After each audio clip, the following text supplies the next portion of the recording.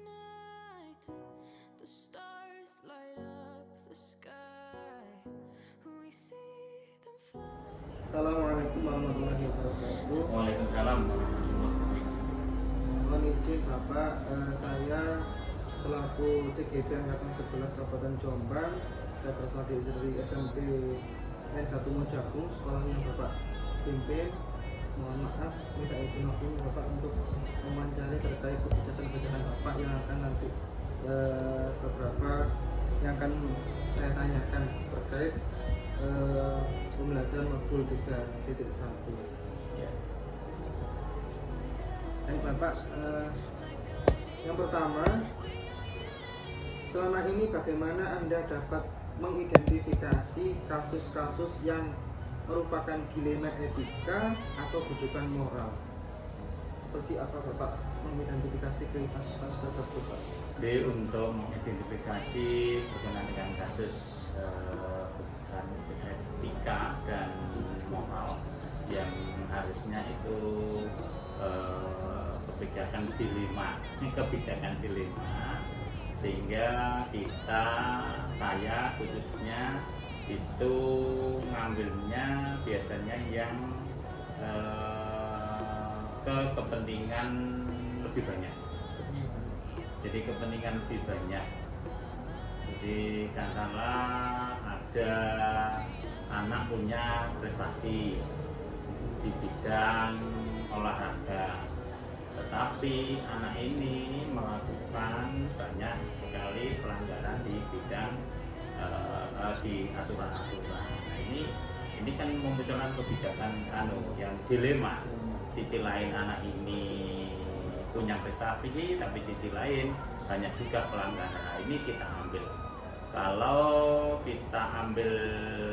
kita putuskan anak ini harus sesuai dengan sanksinya dengan menyelamatkan 800 yang lain, ini yang menjadi kebijakan pertama. Seperti itu. Oke Bapak, kemudian jadi yang panjenengan ambil tentunya adalah yang paling pokok, yaitu kepentingan lebih banyak. Ya. Kepentingan Jadi lebih banyak. kita mesti harus menyelamatkan yang banyak daripada nanti karena prestasi anak satu kita pertahankan sementara yang lain mengikuti yang negatif. Terima kasih Bapak. Kemudian yang kedua, selama ini bagaimana Anda menjalankan pengambilan keputusan di sekolah panjenengan, terutama untuk kasus-kasus di mana ada dua kepentingan yang sama-sama benar Bapak, atau sama-sama mengandung nilai kebajikan? Itu setuju Pak? Ya tetap seperti yang awal tadi Pak, sama-sama mengambil sama-sama bagus, tetapi tentunya kita harus skala prioritas.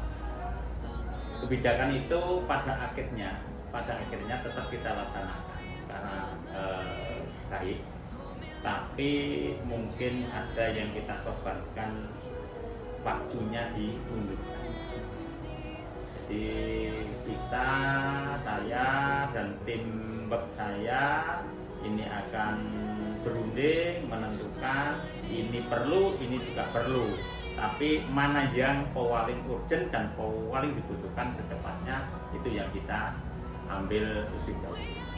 Memang kadang-kadang hal seperti itu sulit, tapi mesti harus kita mengambil kebijakannya, yaitu tadi skala prioritas. Dibutuhkan untuk banyak orang, yang ini mungkin menghasilkan prestasi, tapi tidak terlalu banyak tidak terlalu banyak bersinggungan dengan yang lain. Ini yang kita nomor 2, yang bersinggungan dengan yang banyak yang kita terus ini masih bisa ditunda, yang ini urgent harus hari ini atau besok, ya ini yang kita Jadi ya pengambilan keputusannya itu sesuai dengan skala prioritas dan urgensi ya. kepentingan Bapak. Jadi skala prioritas kita tentukan dan urgensinya kita itu, dan juga yaitu tadi bersinggungan dengan yang banyak dijauhkan, yang sedikit ini ya tentunya menjadi yang kedua, walaupun waktunya ya kita usahakan tidak terlalu lama. Terima kasih Bapak. Kemudian selanjutnya, langkah-langkah atau prosedur seperti apa yang biasanya panjenengan lakukan selama ini Bapak untuk menangani kasus-kasus tersebut? Yang pertama, tetap kita tidak pernah meninggalkan siswa, tidak pernah meninggalkan bapak ibu guru, tidak pernah meninggalkan orang tua. Nah, dari itu tentunya kita ambil data dari mana saja, sehingga tidak keputusan itu nanti tidak berdasarkan dari satu sisi, jadi berbagai sisi, sehingga apa yang kita ambil keputusan ini nanti betul-betul bisa menyelesaikan masalah, tidak malah menimbulkan masalah baru.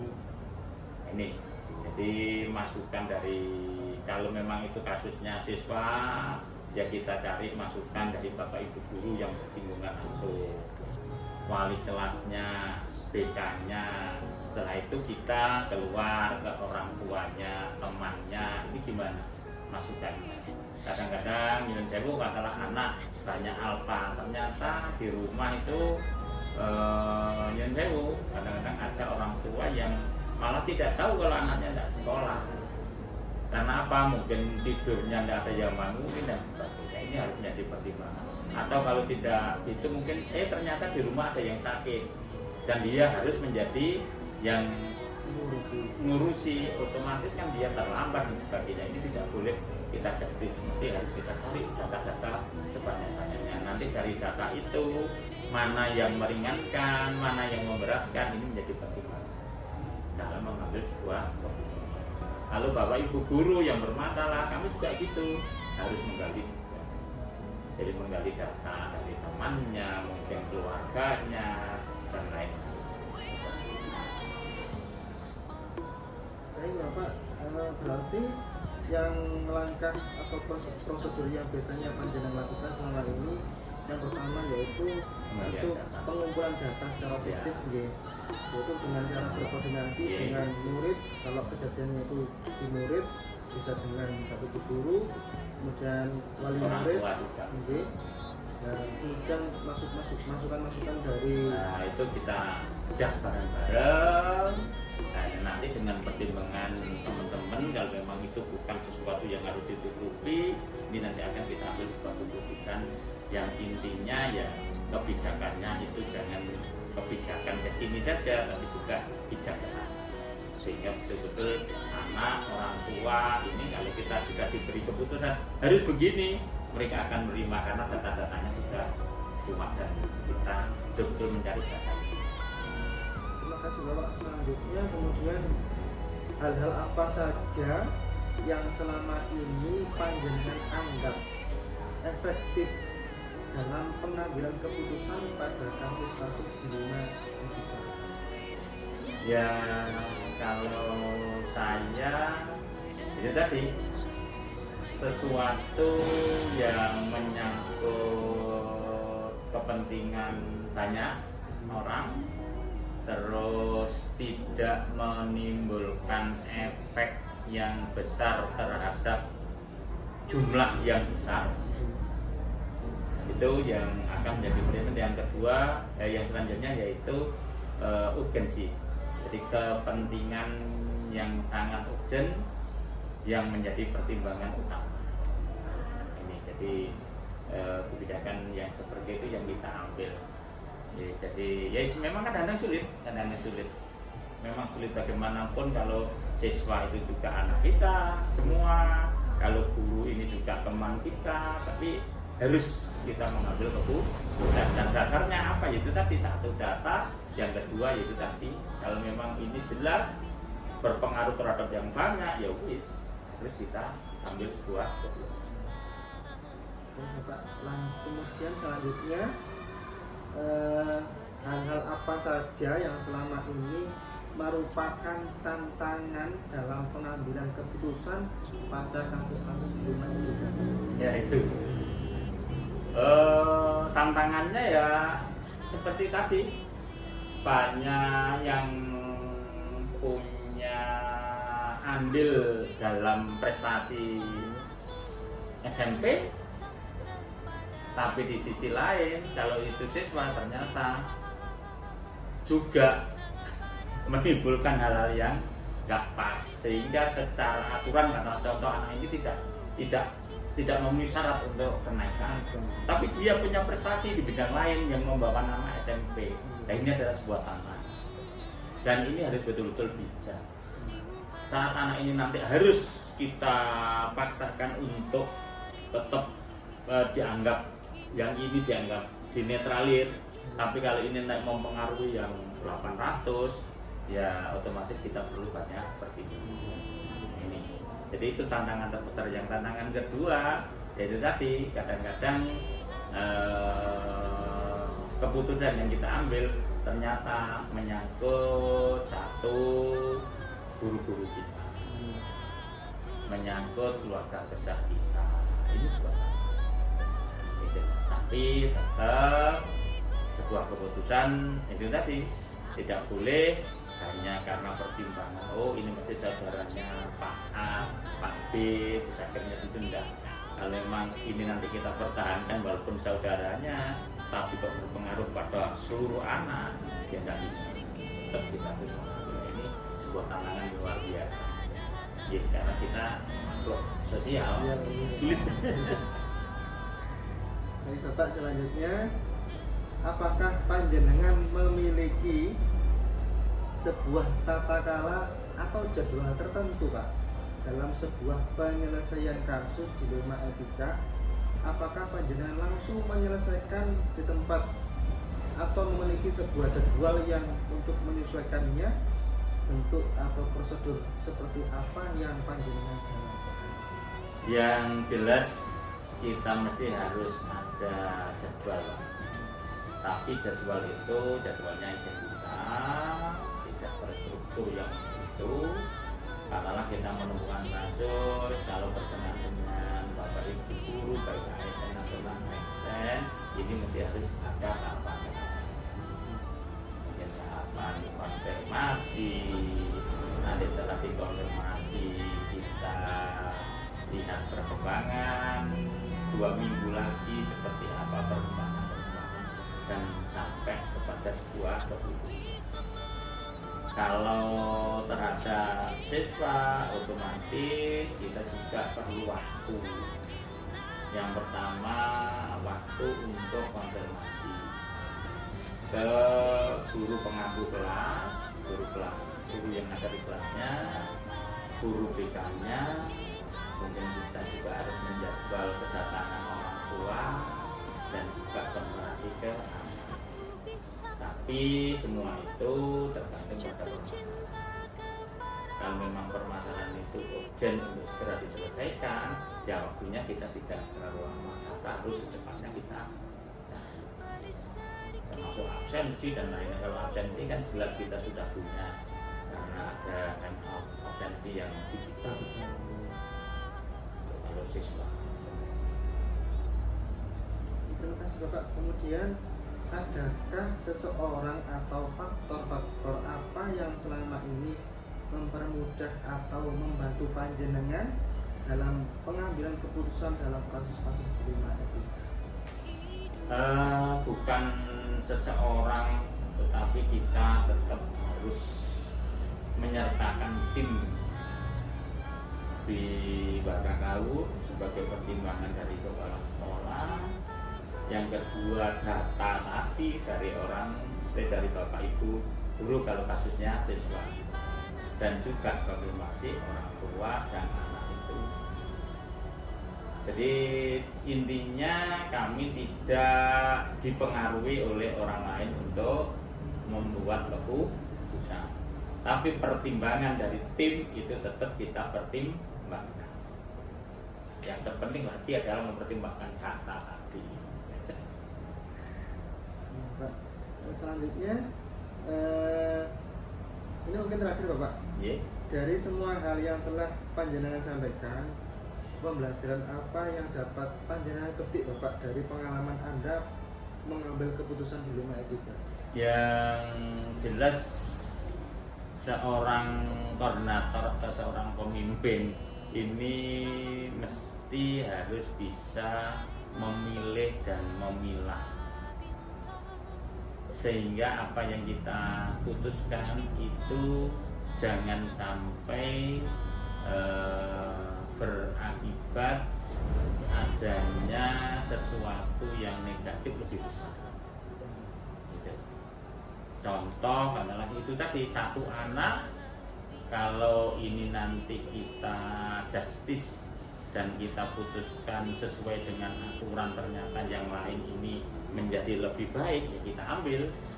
Tapi kalau ini kita tingkatkan karena ada sisi lain, ada prestasi sedikit, tapi yang lain ini nanti membuat rusak yang lain, ya kita tidak ambil keputusan. Jadi intinya tetap harus itu tadi, pandai memilih, memilah dan memilih, lalu dalam keputusan berdasarkan data. Dan kalau memang sudah tidak bisa karena dilema etika tadi, sudah ya sudah, kita ambil sesuai dengan aturan yang luar biasa Bapak. Bisa saya simpulkan bahwasanya keputusan yang biasanya diambil tentu adalah satu, memilih dan memilah hal tersebut. Kemudian keputusan berdasarkan data. Yang jelas ya tadi, kita harus mengambil sebuah keputusan berdasarkan yang ada, jadi data yang ada tadi sebagai keputusan, dan tidak berimbas negatif kepada yang lebih besar. Ini setelah prioritas Bapak. Iya, tetap harus didahulukan. Istilahnya nyelametna semua 800 mengorbankan sing siji gitu. Jangan nyelametkan siji yang berkorban malah 800, intinya gitu. Lalu bisa. Terima kasih Bapak atas waktu yang diberikan. Luar biasa atas jawaban-jawaban dari sesi wawancara pada hari ini. Mudah-mudahan ini menjadi ilmu yang bermanfaat bagi saya, khususnya karena PGP angkatan 11 ini sudah di 63. Terima kasih Bapak. Wassalamualaikum warahmatullahi wabarakatuh. Waalaikumsalam warahmatullahi. Assalamualaikum Bapak. Mohon maaf, saya Abdul Khalid Zafiro dari CGP angkatan 11 Kabupaten Jombang, dari SMP 1 Mojo Agung, bermaksud ingin mewawancari panjenengan selaku sebagai Kepala Sekolah SMPN 3 Mojo Agung terkait pengambilan keputusan panjenengan sebagai pimpinan di instansi SMP 1 SMPN 3 Mojo Agung. Ini Bapak. Baik, tentu banyak hal yang harus dipertimbangkan dan diputuskan karena sebagai kepala sekolah banyak yang harus diselesaikan. Begini Bapak, selama ini bagaimana panjenengan dapat mengidentifikasi kasus-kasus yang merupakan dilema etika atau rujukan moral Bapak? Terima kasih Pak Abdul Khalid yang telah bersilaturahim ke SMP 3 Mojo Agung. Mengucapkan selamat datang di sekolah kami, sekolah di desa, di pinggiran, jauh dari pusat keramaian. Tapi insya Allah banyak program yang bisa dirasakan oleh seluruh warga sekolah. Terkait dengan pertanyaan itu, bagaimanakah menyikapi tentang dilema etika atau kebujukan moral?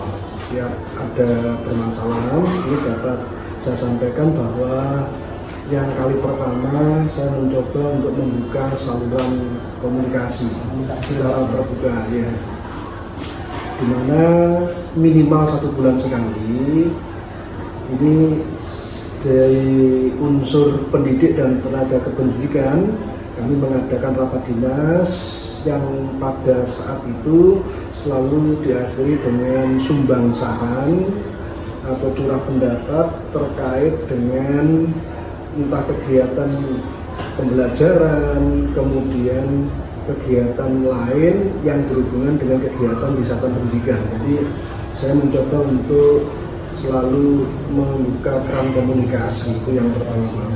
Kemudian yang kali kedua, saya pribadi melaksanakan observasi langsung seringkali saya mendatangi kelas-kelas meskipun tidak secara langsung mengadakan observasi, tetapi saya selaku kepala sekolah bisa melihat bagaimana sih kondusivitas pembelajaran yang dikemas oleh Bapak Ibu guru melalui pengamatan langsung yang ada di kelas masing-masing. Kemudian berikutnya saya juga melakukan kerjasama dengan komite sekolah. Bisa jadi tim etik ini yang meliputi guru, siswa, orang tua, dan staf sekolah bersama komite sekolah kami mencoba menggali permasalahan-permasalahan etika yang kompleks. Dari situ semakin banyak pemikiran, ini insya Allah bisa lebih mudah untuk menyelesaikan permasalahan. Jadi kerjasama alhamdulillah yang sudah kami jalin dengan komite sangat positif insya Allah begitu yang dapat saya rasakan. Bahkan setiap kali kegiatan yang berhubungan dengan akademis, informasi apapun, kami juga bersinergi dengan komite. Bahkan program kegiatan, baik itu program kesiswaan, program kurikulum, itu saya sampaikan kepada Bapak Ketua Komite. Itu terkait dengan cara saya mengidentifikasi kasus-kasus yang merupakan dilema etika atau rujukan moral. Dan yang paling akhir, kami mengadakan pelatihan, jadi pelatihan etika terkait dengan temanya jelas ini muaranya yaitu bagaimana sih mengedepankan etika yang normatif yang sesuai dengan lingkungan satuan pendidikan. Baik bagaimana seharusnya norma pendidik, kemudian bagaimana siswa dalam rangka disiplin positif itu ya, itu termasuk yang diambil dalam kesepakatan. Kemudian dalam hal pengembangan kurikulum juga saya sampaikan di pelatihan dan pengembangan ini memastikan bahwa sekolah mengintegrasikan nilai-nilai etika dan moral dalam semua mata pelajaran. Itu yang dapat saya sampaikan Pak Kolis terkait dengan kegiatan yang merujuk pada apakah ini dilema etika atau rujukan moral. Kemudian berikutnya untuk mengetahui itu tentunya kita harus punya indikator kan gitu ya. Bagaimanakah untuk menentukan indikator kasus dilema etika dan rujukan moral. Beberapa indikator yang dapat saya temukan yaitu yang kali pertama adalah konflik kepentingan kan begitu. Terdapat pertentangan antara kepentingan pribadi dan kepentingan umum. Ini juga bisa saya lihat secara personal ya kepada baik itu pendidik maupun tenaga pendidikan. Kemudian berikutnya contoh lain yaitu pelanggaran aturan. Apakah ada pelanggaran terhadap peraturan sekolah atau yang merujuk pada kode etik profesi? Ya, selaku kepala sekolah, selaku pembina ASN maupun non ASN, ya insya Allah secara berkala kami melakukan pembinaan kepada Bapak Ibu guru, baik yang bermasalah dalam tanda petik maupun yang punya potensi untuk dikembangkan. Ya, itu ya. Terima kasih Bapak. Jadi saya simpulkan ada beberapa cara panjenengan untuk mengidentifikasi kasus-kasus yang merupakan itu termasuk dilema etika atau rujukan moral dengan indikator-indikator yang sudah disiapkan itu. Kemudian ini Bapak, selama ini bagaimana panjenengan menjalankan pengambilan keputusan di sekolah panjenengan, terutama untuk kasus-kasus yang dimana ada dua kepentingan yang sama-sama benar Bapak, atau sama-sama mengandung nilai kebajikan. Itu Terima kasih Pak Kolis, pertanyaannya sangat bagus sekali. Jadi yang jelas seperti yang saya sampaikan tadi, saya mencoba untuk membuka keran komunikasi tadi ya. Jadi saya melibatkan semua yang berkepentingan, artinya semua stakeholder saya ajak bicara. Contoh sebulan sekali tadi itu adalah sarana yang pas menurut saya ketika rapat dinas itu mulailah beberapa komunikasi itu dua arah, bahkan seperti biasa saya mencoba untuk memancing minimal adanya ide atau usulan dari bawah begitu Pak Kolis ya. baik itu melibatkan, kalau misalnya sebetulnya harus melibatkan orang tua, ya kita berdayakan wali kelas, kemudian ada teman-teman BK itu bersinergi untuk menyelesaikan permasalahan yang dihadapi siswa. Yang kedua, transparansi, ini yang juga tidak kalah pentingnya. Kita juga mengedepankan transparansi dalam hal pengambilan keputusan, sehingga semua pihak bisa memahami alasan dibalik setiap keputusan yang diambil. Misalnya kita membuat sebuah keputusan atau regulasi untuk sekolah ini harus disampaikan pada semuanya, dan ini biar bisa dipahami untuk dilaksanakan baik untuk pendidik dan tenaga pendidikan. Kemudian berikutnya masih terkait dengan pertanyaan yang sama Pak Rolis, ini harusnya ini mengacu pada nilai-nilai sekolah. Nilai-nilai sekolah, ya ini yang tidak kalah pentingnya juga saya sampaikan. Artinya apa? Setiap kebijakan yang mengacu pada pengambil keputusan itu harus mengacu pada visi misi sekolah, ya, visi misi sekolah, sehingga nanti linear dengan tujuan atau goal dari sekolah ini gitu ya. Kemudian yang kedua, mengutamakan nilai-nilai. Artinya apa? Saya terus terang menjunjung tinggi nilai-nilai seperti kejujuran, kemudian keadilan, kepedulian dalam setiap keputusan. Kita berupaya ke sana gitu kan. Tapi kembali kepada manusia kan tidak ada yang sempurna gitu. Tapi goalnya ke sana, tujuannya. Kemudian berikutnya masih terkait dengan pertanyaan yang sama, menggunakan kerangka berpikir etika. Jadi bagaimanakah ketika keputusan diambil, apakah menabrak etika, apakah ini sesuai atau tidak, ini perlu sekali untuk diperhatikan. Karena sekali lagi penanggung jawab yang ada di sekolah adalah tetap kepala sekolah, harus bisa mengondisikan ini. Berikutnya memang saya lebih mengacu kepada kebutuhan siswa Pak Rolis, ya. Jadi mengutamakan kebutuhan siswa. Artinya begini, selama keputusan itu memang ini betul-betul untuk kenyamanan, kepuasan, kemudian tindak lanjut dari tujuan pembelajaran atau tujuan sekolah, itu yang saya angkat adalah tetap harus berpusat kepada tujuan siswa itu sendiri. Bagaimana sih menjaga lingkungan belajar yang kondusif, salah satunya itu juga mengarahnya ke siswa, kan begitu. Kemudian bagaimana sih mengambil kepentingan yang terbaik untuk siswa, gitu. Oke. Kemudian berikutnya konsultasi dengan pengawas pembina. Nah, ini juga tidak kalah pentingnya. Setiap kebijakan yang saya ambil itu saya mencoba mengkomunikasikan dengan pengawas pembina selaku selaku mentor gitu ya. Nah, mentor saya berarti selalu mentor saya, dan beliau juga mewakili kepala dinas pendidikan kan kalau di lapangan. Itu juga penting sekali ini, karena apa? Biar saya ada kekuatan dan tidak ragu lagi begitu Pak Rolis dalam menjalankan, baik itu terkait konsultasi seperti hanya untuk mendapatkan perspektif yang lebih luas gitu. Kemudian berikutnya ada evaluasi dan refleksi. Menetapkan keberhasilan itu dalam bentuk indikator, kemudian evaluasi secara berkala dan belajar dari pengalaman. Jadi ya pengalaman ini ya paling tidak adalah guru yang berharga, insya Allah begitu. Ketika dengan ini kok misalnya gagal kurang maksimal, oh berarti saya akan plan B berikutnya begitu.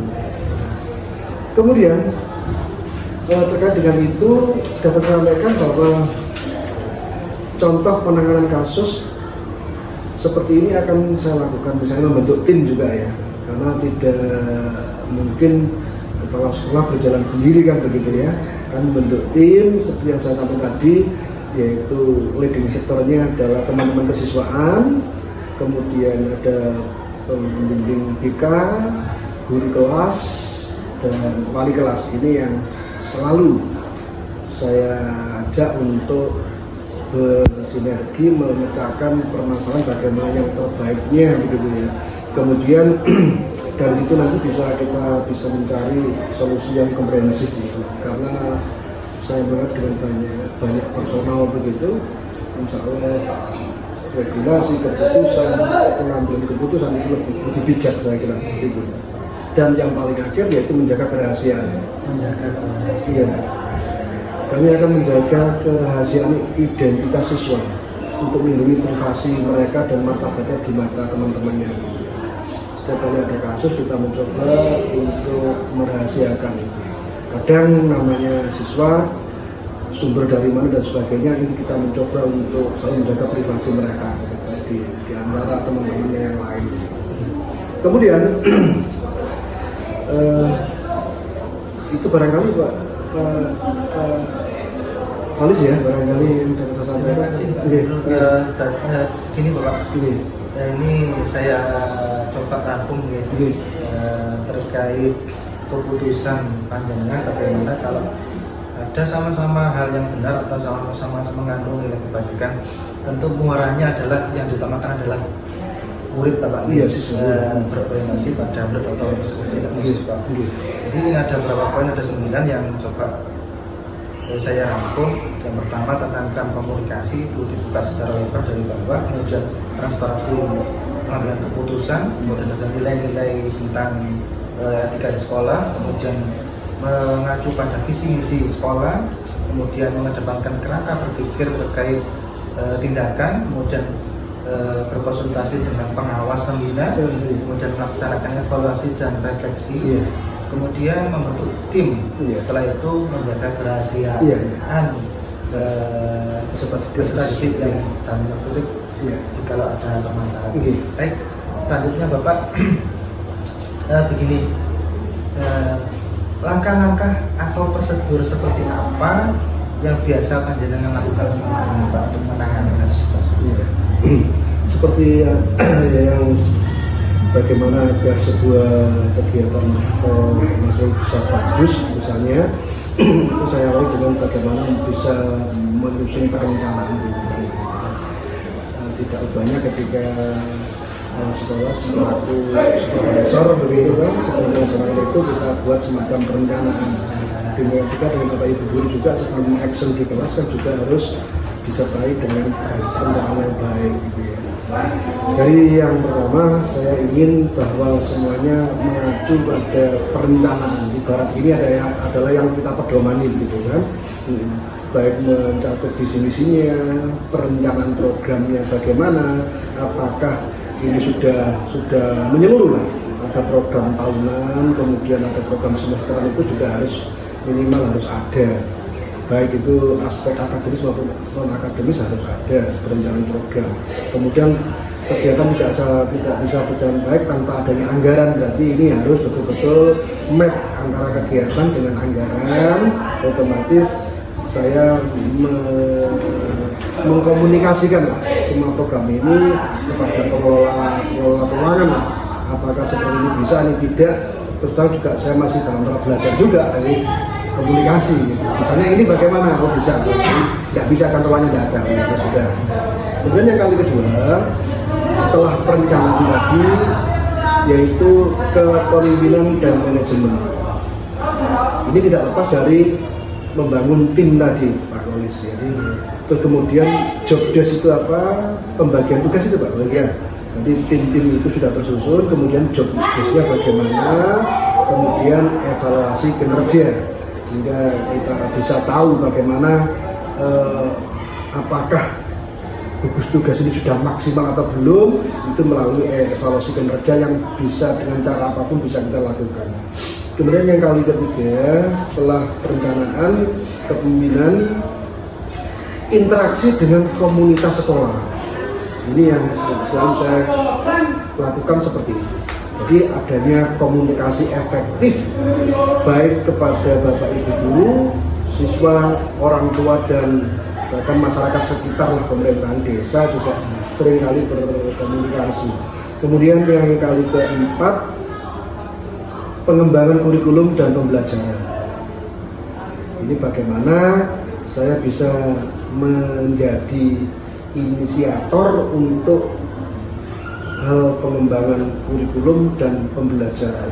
Prinsipnya bagaimana pembelajaran yang dikemas oleh Bapak Ibu guru itu bisa menyenangkan dan berhasil guna gitu.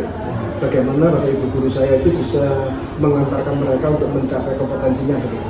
Jadi selain menyenangkan, kemudian ice breaking insya Allah itu sudah dipelajari teman-teman ini. Kemudian berikutnya saya juga melakukan manajemen sumber daya. Artinya bagaimana manajemen keuangan, kemudian sarpras ini juga perlu diperhatikan begitu. Ini tentunya perlu dikawal Pak Polis agar langkah atau prosedur yang kita ambil itu tidak salah jalan begitu ya. Berikutnya adalah evaluasi dan pengembangan sekolah.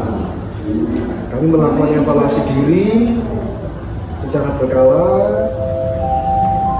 baik itu dari unsur kekuatan dan kelemahan sekolah. Tadi saya di awal saya sampaikan memang tidak ada yang sempurna. Kita evaluasi mana sih kekuatan sekolah kita mana, kemudian kelemahan sekolah kita seperti apa. Kemudian evaluasi dapat diperoleh dari akreditasi ya. Bagaimana sekolah bisa mempersiapkan proses akreditasi dari awal sampai dengan pelaksanaan akreditasi. Ini tujuannya untuk mendapatkan pengakuan bagaimana kualitas pendidikan yang ada di satuan pendidikan kami. Kemudian berikutnya pengembangan berkelanjutan. Kami mencoba terus untuk berupaya mengembangkan sekolah ini menjadi lebih baik, baik dari sisi kualitas pendidikan maupun dari aspek manajemen. Ini yang perlu terus diupayakan. Berikutnya penanganan masalah dan pengambilan keputusan. Ini di sini mampu mengidentifikasi masalah yang terjadi di sekolah secara cepat dan tepat. Kemudian ada analisis masalah, bagaimana sih masalah itu muncul sampai dengan akar masalahnya, sehingga kita bisa menemukan solusinya secara cepat dan tepat begitu ya. Terus kemudian diakhiri dengan pengambilan keputusan. Nah, pengambilan keputusan ini bagaimana agar tepat dan tegas ini berdasarkan data dan informasi yang ada tadi. Dari adanya analisis tadi kita bisa menemukan harusnya solusinya seperti ini karena data dan informasinya sudah ada. Jadi secara umum dapat saya sampaikan tugas seorang kepala sekolah memang sangat kompleks ya. Menuntut berbagai keterampilan lah ya. Kadang-kadang dalam CKS yang pernah saya ikuti juga insya Allah memang tidak ada, tapi pengembangan semua ini ya. Jadi selain keterampilan manajerial, seorang kepala sekolah juga harus mampu memiliki leadership dan komunikasi yang bagus dan pemahaman yang menyeluruh tentang dunia pendidikan. Terima kasih Bapak. Selanjutnya, menurut Bapak hal-hal apa saja yang selama ini yang panjenengan anggap efektif dalam pengambilan keputusan pada kasus-kasus di dunia pendidikan? Misalkan seperti itu Pak, panjenengan mempunyai solusi yang efektif dalam pengambilan keputusan pada kasus-kasus di dunia pendidikan. Kira-kira panjenengan apa yang sudah pernah panjenengan lakukan Pak? Satu saja. Terima kasih Polis. Selaku kepala sekolah tentunya saya juga berupaya untuk mengambil keputusan yang bijaksana dan etis begitu kan dalam menghadapi berbagai dilema yang muncul di lingkungan sekolah lah. Berikut beberapa mungkin dapat saya sampaikan, yaitu setiap program ini saya mencoba untuk selalu menentukan siapa saja pihak-pihak yang terlibat. Jadi sekali lagi dari pihak-pihak yang terlibat ini saya ajak untuk komunikasi secara langsung, kemudian memberikan ruang seluas-luasnya untuk menyampaikan pandangan dan kepentingannya. Kemudian yang kedua, kembali kepada nilai sekolah tadi. Tetap semuanya mengacu pada nilai-nilai sekolah dan bagaimana data yang sudah ada tadi, bersama tentunya tim yang ada tadi, kita mencoba merumuskan, faktanya ini luar biasa, ini data ini sangat akurat sekali, sehingga perlu ada analisis untuk menganalisis juga untuk penyelesaian masalahnya, harapannya ya tepat gitu, tepat sasaran begitu. Selanjutnya hal-hal apa saja yang selama ini merupakan tantangan dalam pengambilan keputusan pada kasus dilematika? Tentu ada tantangan Bapak, setiap permasalahan pasti ada tantangan tersendiri. Bagaimana keputusan panjenengan pada kasus tersebut? Tantangan apa yang paling sulit? Terima kasih Pak Polis. Memang ini memang sangat kompleks permasalahan kadang-kadang yang muncul. Kompleksitasan ini harus bisa menjadi penengah kan begitu ya, baik untuk yang bermasalah itu kepala sekolah harus bisa memposisikan dirinya begitu loh gitu ya. Jadi betul-betul memang saya alami bagaimana tekanan dari berbagai pihak itu luar biasa. Jadi hal yang selama ini menjadi tantangan. Jadi tekanan dari berbagai pihak ini. Seringkali keputusan yang saya ambil itu seringkali ya berbeda-beda kepentingan dari beberapa stakeholder tadi kan. Bagaimana saya bisa menyeimbangkan semua kepentingan ini bisa menjadi sangat luar biasa, menantang sekali. Ini harus betul-betul bijak.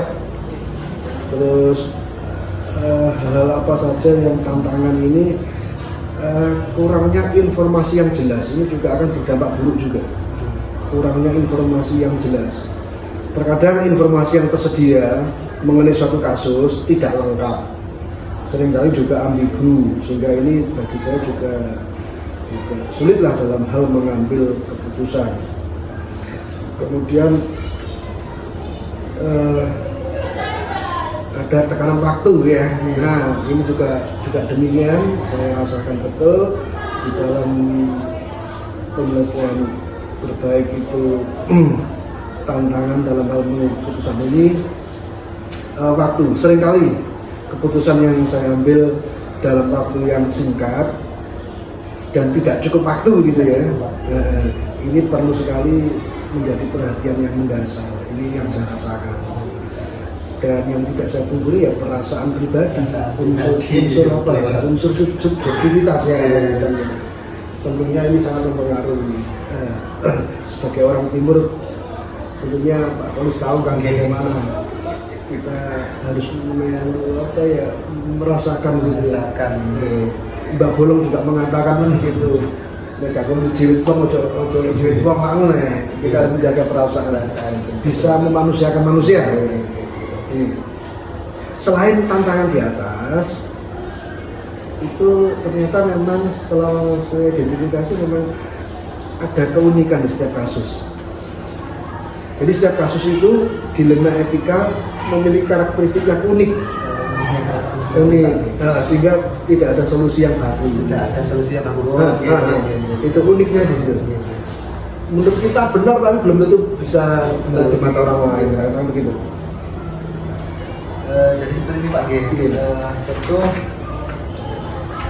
menurut panjenengan nanti kan tidak ada solusi yang baku karena ya kita harus menyeimbangkan beberapa kepentingan keputusan panjenengan tadi. Kemudian terkait tantangannya tadi itu terkadang ada informasi yang belum jelas atau masih ambigu sehingga membuat tantangan menjadi lebih berat. Kemudian tekanan waktu atau minutnya waktu. Kemudian, nah ini yang paling jombleng ya Pak G, perasaan pribadi terkait dengan keputusan.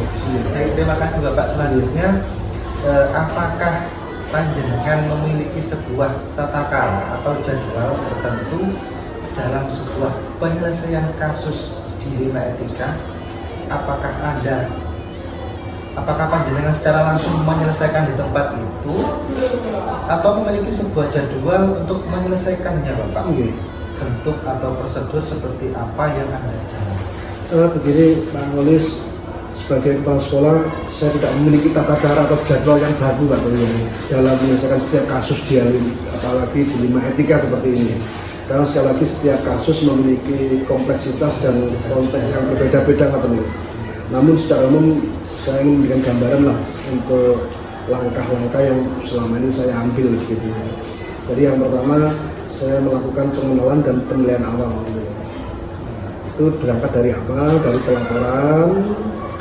Bagaimana sih kasus dilema ini biasanya dilakukan oleh guru atau siswa atau orang tua. Jadi saya runut dari awal pelaporannya. Kemudian yang kedua, penilaian awal.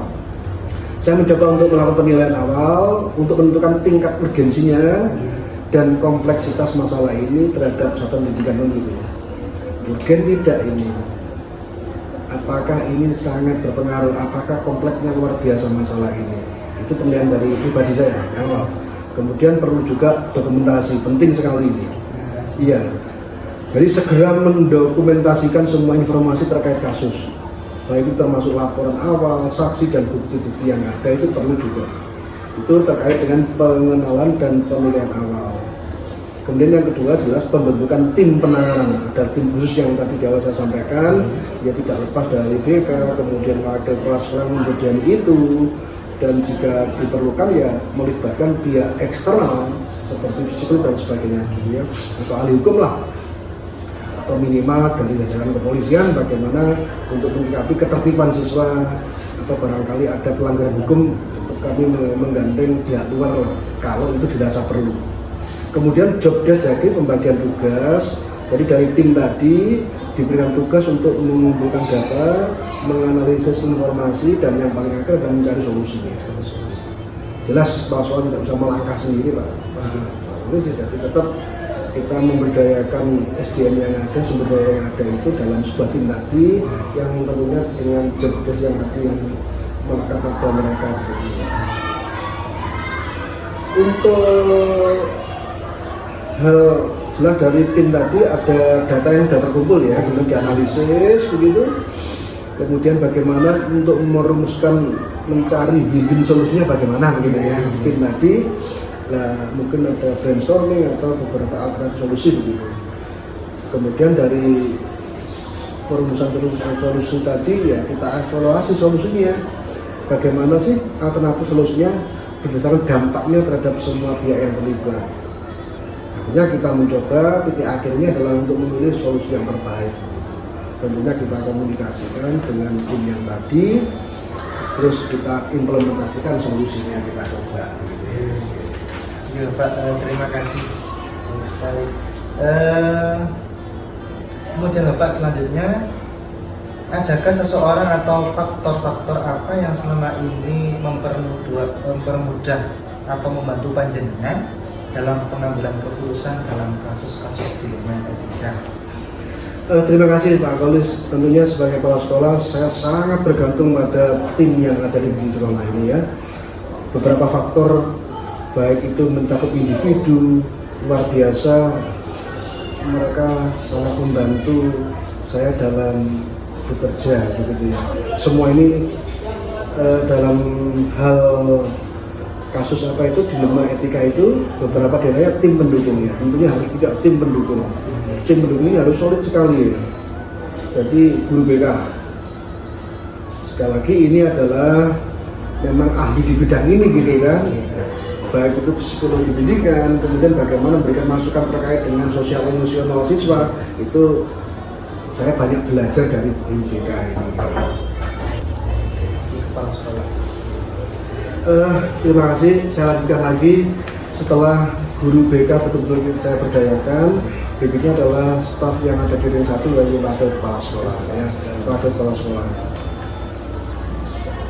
Kemudian guru mata pelajaran dan mitra teman-teman pendidik adalah staf administrasi yang ada dalam pendidikan ya, KPU. Kemudian saya juga menunjuk sumber daya eksternal ya. Di sini di awal saya sebutkan tadi yaitu melibatkan secara aktif komite sekolah. Kemudian saya juga punya pengawas pembina itu yang sering untuk bersharing atau belah pendapat. Itu untuk pihak eksternalnya. Kalau dalam internal kan jelas tadi ya, ada atas, kemudian ada guru BK gitu ya. Dari situ pengalaman pribadi, pengalaman dalam menangani kasus serupa ini di masa lalu memang ini menjadi pembelajaran yang berharga. Jadi belajar dari pengalaman yang sudah itu, tentunya bagaimana seorang pemimpin seringkali dapat menjadi panduan dalam situasi yang kompleks. Tekanan tadi yang begitu kompleks, akhirnya berbagai elemen tadi yang sempat membantu kita ini bisa betul-betul memperkuat kepemimpinan seorang kepala sekolah. Terima kasih Bapak.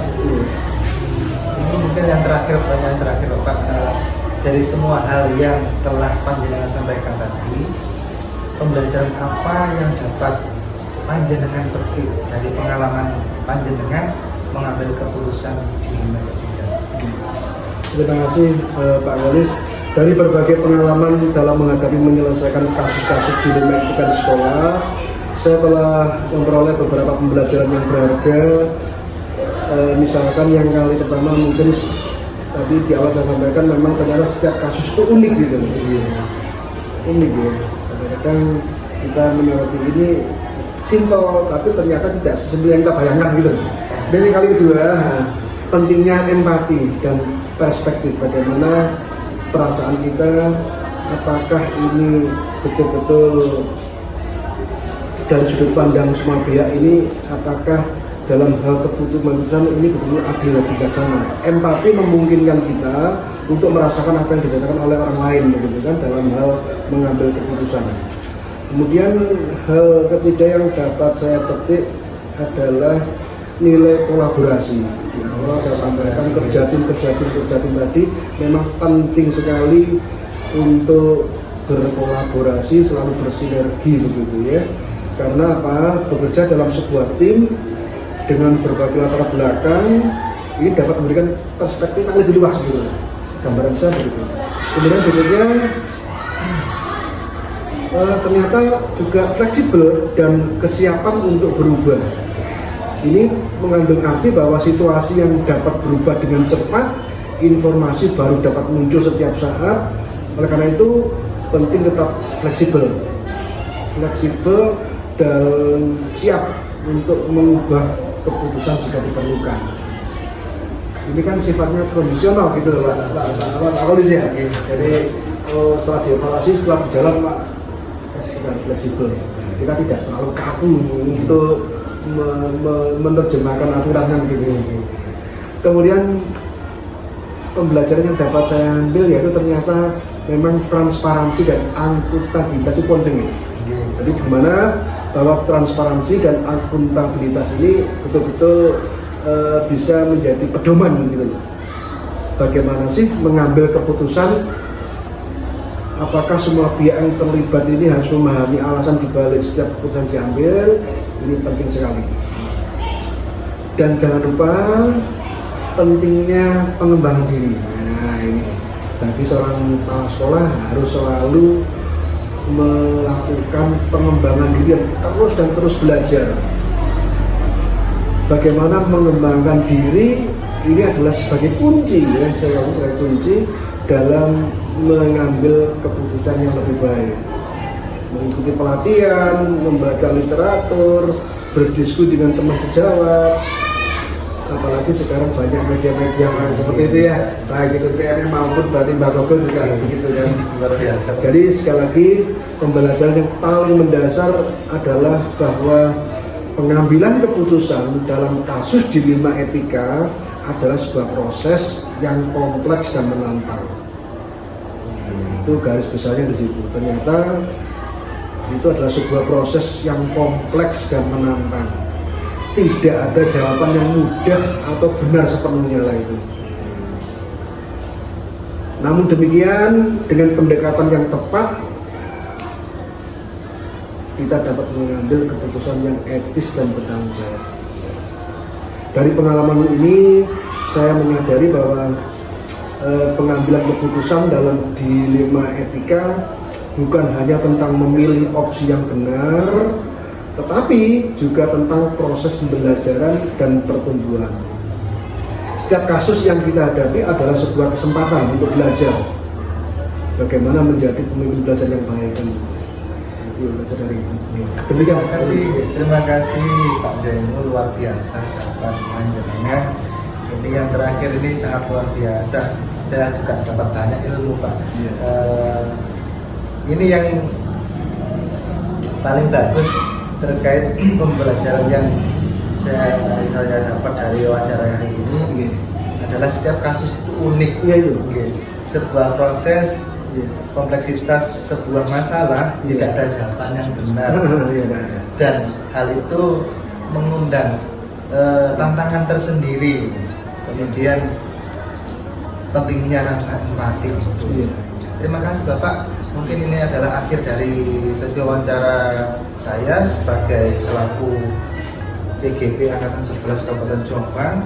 Terima kasih yang sangat sebesar-besarnya. Mohon maaf bila ada kurangnya.